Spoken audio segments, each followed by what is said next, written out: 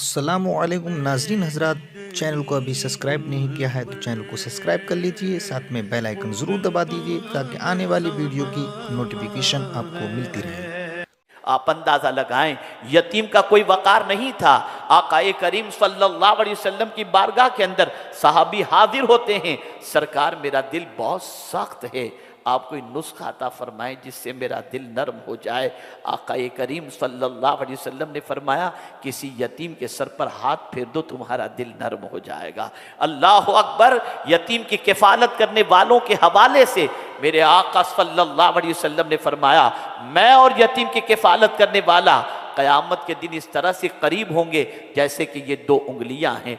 आप अंदाज़ा लगाएं, यतीम कुचले जाते थे, उनका माल खा लिया जाता था, उनको दबाया जाता था, उनसे काम लिया जाता था और उनकी इज्जत से खिलवाड़ होता था। कौन है जो इस कुचले हुए यतीम को इज्जत अता फरमाई? वो रसूल आज़म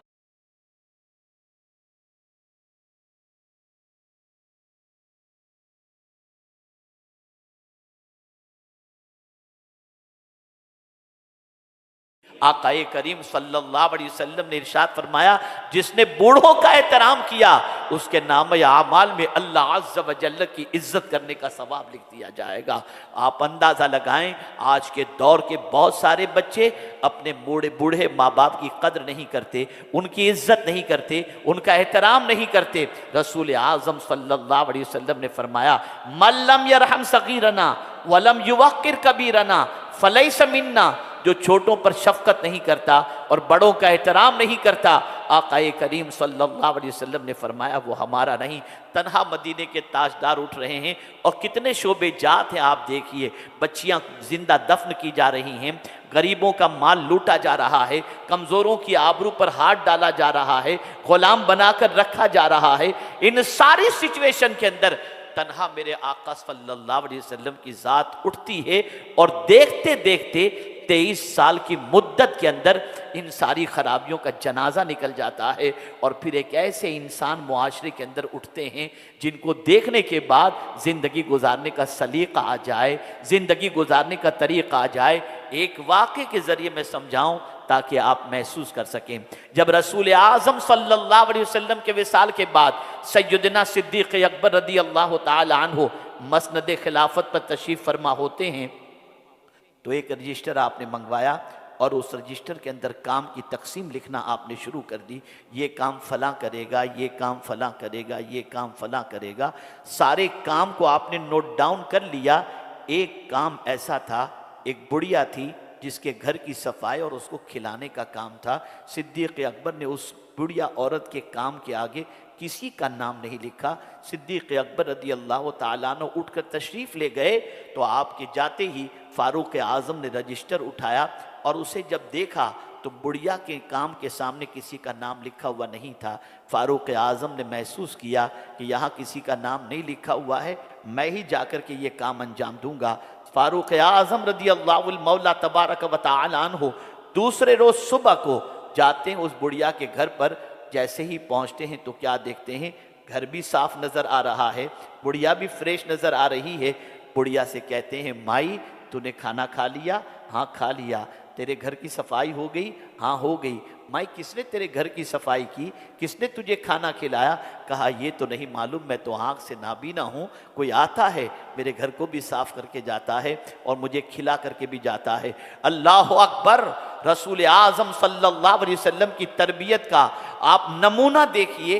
फ़ारूक आज़म रदी अल्लाह ताला अन्हु सोचते कौन होगा जो रात के सन्नाटे में आकर इस बुढ़िया की मदद करता है।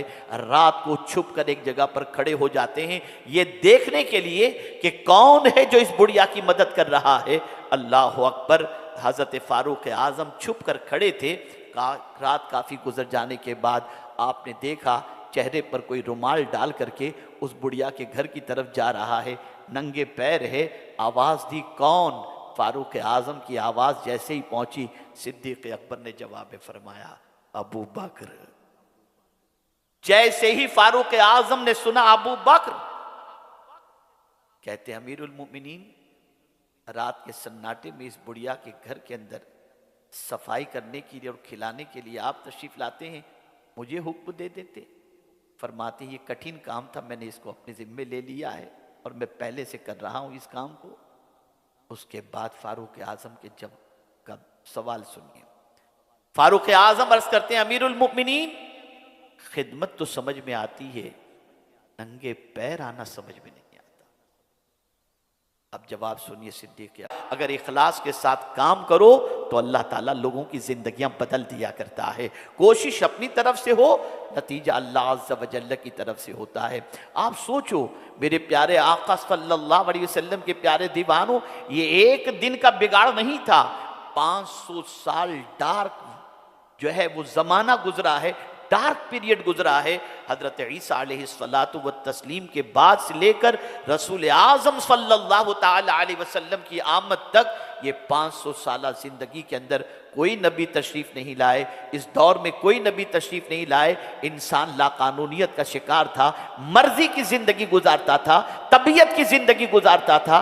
अल्लाह के रसूल सल्लल्लाहु ताला अलैहि वसल्लम ने उन्हें बताया कि जिंदगी कैसे गुजारी जाए, जिंदगी का कैसे ख्याल रखा जाए और जिंदगी को कितनी पाकीज़ा बनाई जाए।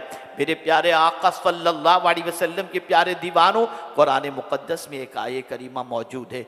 आकाए करीम सल्लल्लाहु अलैहि वसल्लम की बारगाह के अंदर एक मेहमान हाजिर हुए। पैगंबर रहमत सल्लल्लाहु अलैहि वसल्लम ने साहबा के जम्मे गफीर में इरशाद फरमाया, कौन जो मेरे मेहमान को आज अपना मेहमान बनाए। एक गरीब सहाबी खड़े हो जाते हैं। कितने गरीब थे मैं आपको बताता हूं। गरीब सहाबी खड़े होते हैं और अर्ज करते हैं, या रसूल अल्लाह सल्लल्लाहु ताला अलैहि वसल्लम, आपके मेहमान को मैं अपना मेहमान बनाऊंगा। पैगंबर रहमत सल्लल्लाहु अलैहि वसल्लम ने इजाजत दी। वो मेहमान को लेकर जा रहे हैं, लेकिन दिल में ये ख्याल है घर में तो खाना होगा नहीं, मैं क्या करूंगा। लेकिन बहरहाल मेहमान को लेकर के जा रहा हूं, कुछ न कुछ तो इंतजाम हो जाएगा, थोड़ा बहुत तो घर में खाना इतना तो होगा कि मेहमान को मैं खिला सकूं। पहुंचे, दरवाजे पे दस्तक दी। बीवी ने पूछा कौन। ये सुन्नत जिंदगी भर याद रखिएगा। बीवी ने पूछा कौन। तो वो सहाबी ये नहीं कहते मैं नहीं, अपना नाम है और दरवाजे पे दस्तक दें, अंदर से कोई आपसे पूछे कौन, तो अपने घर में भी जब जाना हो तो अपना नाम बताया करो, और अगर कोई साथ में है तो उसका भी तस्करा कर दिया करो, ताकि घर की खातून अपने आप को अच्छी तरीके से सेट करके आने की इजाज़त दे। वो साहबी जवाब में फरमाते हैं, अपना नाम बताते हैं और उसके बाद कहते हैं मेरे साथ हुजूर का एक मेहमान भी है। खातून ने दरवाज़ा खोला और चली गई दूसरे कमरे के अंदर। आकर के मेहमान खाने के अंदर उस मेहमान को भी हुआ। आज हुजूर सल्लल्लाहु अलैहि वसल्लम की बारगाह में ये हाजिर हुए तो सहाबा के मजमे में हुजूर ने फरमाया, मेरे मेहमान को कौन अपना मेहमान बनाएगा। तो मैंने उठ करके कहा मैं बनाऊंगा। अच्छा अब ये बताओ, मेहमान तो ले आया हूं, खाने का कुछ घर में है। कुर्बान जाइए, क्या औरतों की भी तरबियत हुई थी और क्या मुस्तफ़ा जान रहमत सल्लल्लाहु अलैहि वसल्लम की इस्लाह का असर उनकी ज़िंदगी में भी था। बीवी कहती है खाना 2 बच्चे जो अपने हैं ना उनके जितना है, तो अब बच्चों का खाना क्या करेंगे, बच्चे भूखे सो जाएंगे। कहा फिक्र न करें, हुजूर के मेहमान पर बच्चों की भूख कुर्बान है। ऐसा करें आप दस्तरखान बिछाएं, मैं बच्चों को बहलाकर फुसलाकर सुला दूंगी और हुजूर सल्लल्लाहु अलैहि वसल्लम के मेहमान को खाना पेश कर दिया जाएगा। वो साहबी कहते हैं, मेरी शरीक हयात, तुम जानती हो कि दस्तूर यह है कि मेहमान तन्हा नहीं खाता, मेज़बान के साथ खाता है। और 2 बच्चों का खाना दोनों को कैसे काफ़ी होगा, उनको भी और मुझको भी। कुर्बान जाइए उस तरबियत पर और उस इस्लाह पर। वो खातून जवाब में कहती हैं, सहाबिया कहती हैं कि मेरे सरताज उसका भी इलाज है। क्या इलाज है? कहा देखिए जब खाने के लिए आप दोनों बैठेंगे ना तो मैं दिया गुल कर दूंगी, आप खाली मुंह हिलाते रहना और मेहमान पेट भर करके खाना खा लेगा। अंदाजा लगाइए, इसी तरीके से हुआ। और जब इस तरीके से रात गुजरी, सुबह को हुजूर की बारगाह में जब सहाबी रसूल हाजिर होते हैं, अल्लाह अज़्ज़ व जल्ल ने अपने महबूब के सहाबी की इस कुर्बानी की इस तरह से कद्र फरमाई कि आये करीमा नाजिल हो गई, वयुसिरूना अला अनफुसिहिम वलौ कान बिहिम खसासा। आप अंदाजा लगाएं, अपनी जरूरत पर अपनी जरूरत को दूसरे की जरूरत पर कुर्बान कर देना, इस कुर्बानी को अल्लाह अज़्ज़ व जल्ल ने सराहा। मैं पूछना चाहता हूं, ये रसूल आजम सल्लल्लाहु अलैहि वसल्लम की इस्लाह थी, ये तरबियत थी, ये पैगंबर रहमत सल्लल्लाहु अलैहि वसल्लम की कुर्बानी थी। लेकिन याद रखें, ये इनकलाब यूं ही पैदा नहीं हुआ, ये इस्लाह इसी तरीके से नहीं हुई। खुद अल्लाह के रसूल सल्लल्लाहु अलैहि वसल्लम ने अपनी लाइफ किस तरीके से गुजारी आप देखें। उम्मुल मुमिनीन हजरत आयशा सिद्दीक़ा रदी अल्लाह तआला अन्हा फरमाती हैं, अल्लाह अकबर, एक महीना हमारा ऐसा भी गुजरा है जिसके अंदर खाने के लिए हमारे पास कोई चीज नहीं थी सिवाय 2 काली चीजों के, गुजारा है। आप अंदाजा लगाएं कौन मदीने के ताजदार, क्या मकाम है आकाए करीम सल्लल्लाहु अलैहि वसल्लम का। तो मेरे इमाम कहते हैं, मालिके कौनैन है, वो पास कुछ रखते नहीं, 2 जहां की नेमतें हैं उनके खाली हाथ में। आप अंदाजा लगाएं, सोच बदली हुजूर ने, जिंदगी बदली हुजूर सल्लल्लाहु अलैहि वसल्लम ने, कल्ब के अंदर रसूल आजम सल्लल्लाहु अलैहि वसल्लम ने इनकलाब पैदा किया। और आपको एक खास बात अर्ज करता हूं, पूरी तकरीर जहन में रहे या न रहे, ये जुमला जहन में जरूर रखिएगा। हमें अगर जांचना हो कि हमारी रूह जिंदा है या मुर्दा,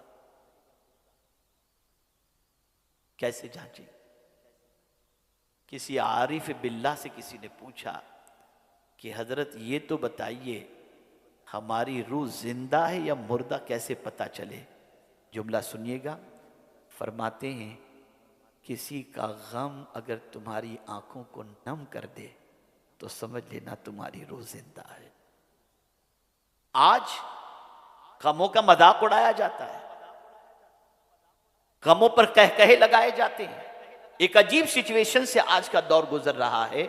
आप जरा उस दौर के सहाबा, उस दौर के इंसानों की जिंदगी का जायजा लें, सहाबाए किराम अलैहिमुर रिदवान की जिंदगी का जायजा लें, और पैगंबर रहमत सल्लल्लाहु ताला अलैहि वसल्लम ने किस तरीके से इस्लाह फरमाई और कितनी कुर्बानियां हुजूर सल्लल्लाहु अलैहि वसल्लम ने पेश की। रईसुल कलम अल्लामा अरशदुल कादरी साहब अलैहिर्रहमा ने एक छोटी सी किताब लिखी है, मुहम्मदुर रसूलुल्लाह सल्लल्लाहु अलैहि वसल्लम।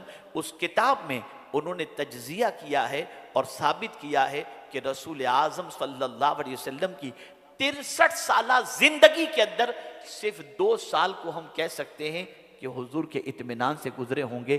बाकी पूरी जिंदगी मदीने के ताजदार सल्लल्लाहु अलैहि वसल्लम की जिद्दोजहद, इम्तिहान, मशक्कत और तकालीफ के अंदर गुजरते हुए नजर आते हैं।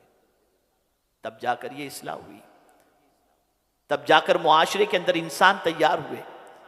उस जमाने के अंदर सिचुएशन ये थी कि अगर कहीं से आवाज उठती कि मुसलमान टेररिस्ट है, तो प्रिंट मीडिया का दौर नहीं था, इलेक्ट्रॉनिक मीडिया का दौर नहीं था कि वहां पर हुजूर सल्लल्लाहु अलैहि वसल्लम और सहाबा मिलकर कोई चीज़ फौरन शाये कर देते या उस इलाके के अंदर कोई तकरीर नश्र करवा देते जिससे लोगों के शुकूक व शुबात दूर हो जाते। नहीं, एक तरीका था। जिन मोहल्लों से आवाज आती, जिन इलाकों से आवाज आती, वहां पर हुजूर अपने तरबियत याफ्ता सहाबा को भेज देते।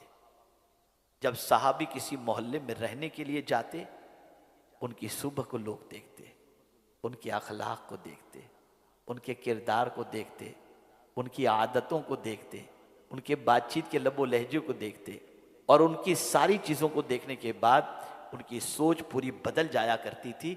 जो कहा जाता है वो गलत है, ये तो कितने अच्छे इंसान हैं। मेरे प्यारे आका सल्लल्लाहु अलैहि वसल्लम के प्यारे दीवानों, आज ज़रूरत इस अम्र की है कि हम अगर सही मानों में तालीमात नबविया सल्लल्लाहु अलैहि वसल्लम के आमिल बन जाएं और मदीने के ताजदार सल्लल्लाहु ताला अलैहि वसल्लम की कुर्बानियों को पेश नज़र रखकर अपने आप को परफेक्ट कर लें, लोगों की सोच बदल जाएगी, लोगों की फिक्र बदल जाएगी। हमें खुद का करेक्शन करना होगा, हमें खुद पर मेहनत करनी होगी। पैगंबर रहमत सल्लल्लाहु अलैहि वसल्लम ने सबसे पहले अकीदे की इस्लाह फरमाई, लोगों को बताया मालिक वो हो जिसका सब कुछ हो, माबूद वो हो जिसका सब कुछ हो।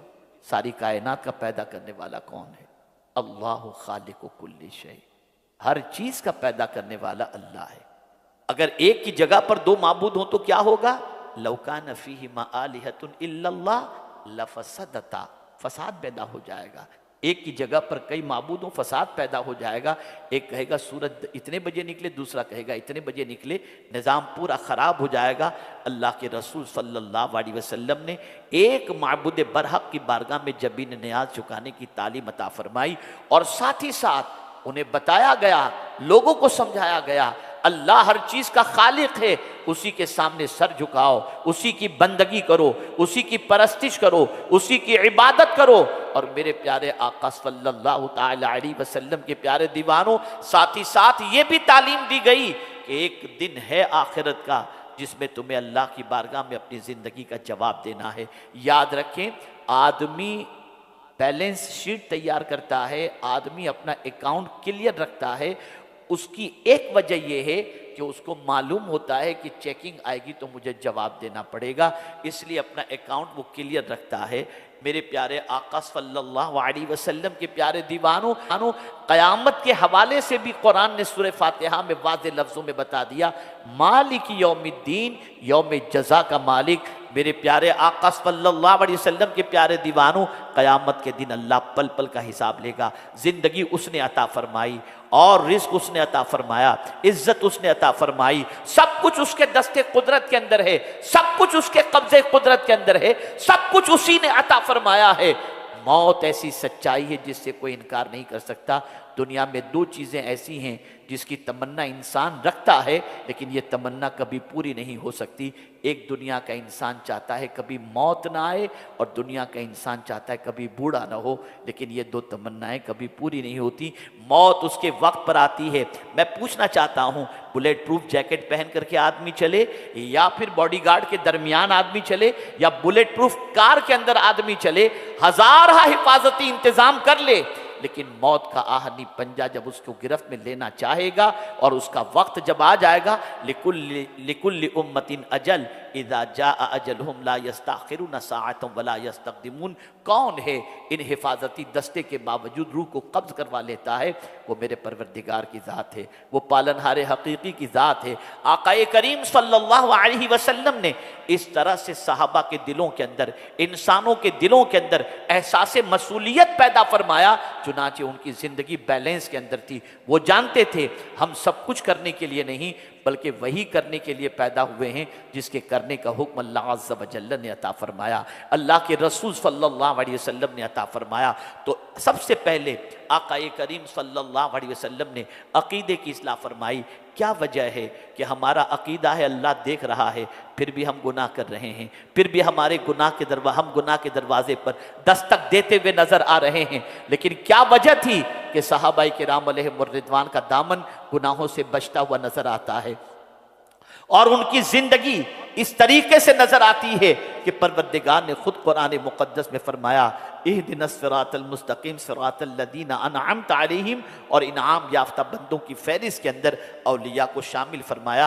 अनअमल्लाहु अलैहिम मिनन नबिय्यीन वस्सिद्दीकीन वश्शुहदा वस्सालिहीन। ये वो लोग हैं जिनके रास्ते पर चलने की दुआ हम अल्लाह की बारगाह के अंदर हालत नमाज के अंदर करते हैं। आखिर उनकी ज़िंदगी पाकीज़ा कैसी रही? अगर कोई ये कहता हो आज का माहौल बड़ा ख़राब है, यूट्यूब पर आदमी जाता है तो बहक जाता है, आज का माहौल बड़ा ख़राब है, लेकिन मैं आपको यकीन के साथ कहता हूँ, माहौल कैसा ही परागंदा क्यों न हो, एक तसव्वुर अगर दिमाग के अंदर बैठ जाए, मेरा मालिक मुझे देख रहा है, मैं समझता हूँ कदम फिसलने से बच जाएंगे, वजूद फिसलने से बच जाएगा। हजरत बायजीद बुस्तामी अलैहिर्रहमा की बारगाह में एक मनचला नौजवान आया और उसने कहा, तकरीबन बुराइयों से मैंने तौबा कर ली है, लेकिन एक गुनाह ऐसा है जिससे मैं बच नहीं पाता। बायजीद बुस्तामी अलैहिर्रहमा ने उससे पूछा नहीं कि कौन सा गुनाह, उसने खुद फरमाया, हुजूर मेरी आदत है, मैं राह चलते हुए लड़कियों को तकता रहता हूँ, मैं इस गुनाह से नहीं बच सकता, मुझे कोई नुस्खा अता फरमाएं। हज़रत बायजीद बुस्तामी अलैहिर्रहमा ने जवाब में इरशाद फरमाया, तू लड़कियों को देखता है और तेरा खुदा तुझे देखता है, इस तसव्वुर को कायम कर ले, तेरा कदम फिसलने से बच जाएगा, निगाह बहकने से बच जाएगी। चंद दिनों के बाद बारगाहे बायजीद बुस्तामी अलैहिर्रहमा में हाजिर हुआ तो कहता है अब तो निगाह बहकती ही नहीं है, निगाह नीची किए मैं अपनी ज़िंदगी को गुजार रहा हूँ। याद रखो ये अल्लाह का खौफ क्यों दिल से निकल गया, वजह यह है अल्लाह की ताकत से हम नावाकिफ़ हैं, अल्लाह की कुव्वत से नावाकिफ़ हैं, अल्लाह अज़्ज़ व जल्ल की कुदरत से नाआशना हैं। अल्लाह से डरो। मेरे प्यारे आका सल्लल्लाहु अलैहि वसल्लम के प्यारे दीवानों, साहबा की ज़िंदगी रसूल आज़म ने इसी तरह से बदली थी और आका करीम सल्लल्लाहु अलैहि वसल्लम ने उनकी इस्लाह फरमाई थी। और मज़ीद मैं आगे बढ़ते हुए अर्ज़ करूँ कि सिर्फ ऐसा नहीं कि आका करीम सल्लल्लाहु अलैहि वसल्लम ने अक़ीदे की इस्लाह फरमाई हो।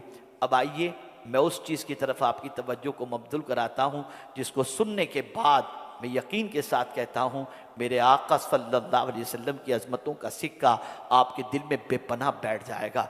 मुझे बताओ, दुनिया में इस्लाह करने वाले उठते हैं, इकोनॉमिस्ट उठते हैं, वो चाहते हैं कि इकोनॉमी में इस्लाह हो, इसलिए वो पूरी ताकत खर्च करते हैं मुआशी निज़ाम को दुरुस्त करने के अंदर और उसके लिए मेहनत व मशक्क़त करते हैं और रातों दिन खपाते हैं। और इकोनॉमी को दुरुस्त करने के सिलसिले में इकोनॉमिस्ट ने जितनी पढ़ाई करके मुआशी इस्लाह की कोशिश वो करता है। इसी के साथ साथ आप देखें, अगर कोई ये समझता हो इंसानों के जवाल का सबब एजुकेशन न होना है, जहालत है, तो वो एजुकेशन के सिलसिले में मेहनत करेगा और वो बताएगा इदारे का वजूद ज़रूरी है, तालीम के मैदान के अंदर आगे निकलना ज़रूरी है।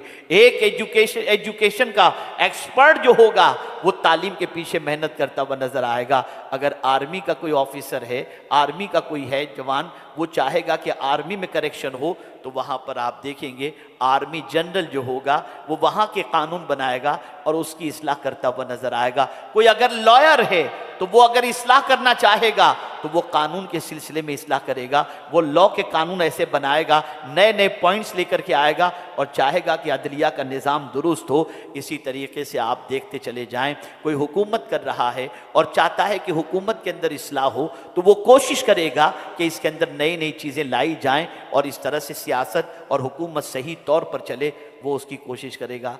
लेकिन एक सवाल मैं आपसे पूछना चाहता हूँ, कोई इकोनॉमिस्ट आर्मी की इस्लाह के लिए कोशिश नहीं कर सकता। जो इकोनॉमिस्ट है वो मुआशी इस्लाह पर कोशिश करेगा, जो मेडिकल की फील्ड का है वो उसके अंदर इस्लाह की कोशिश करेगा, रिसर्च की कोशिश करेगा। कभी आपने नहीं देखा होगा कि आर्मी का जनरल मेडिकल की फील्ड के अंदर इस्लाह करता हुआ आपको नजर आए, इकोनॉमी की फील्ड के अंदर इस्लाह करता हुआ नजर आए। लेकिन अगर मैं ये कहूँ तो गलत ना होगा, तन्हा मेरे आका सल्लल्लाहु अलैहि वसल्लम की ज़ात है जिसने हर शोबे में इस्लाह फरमाई।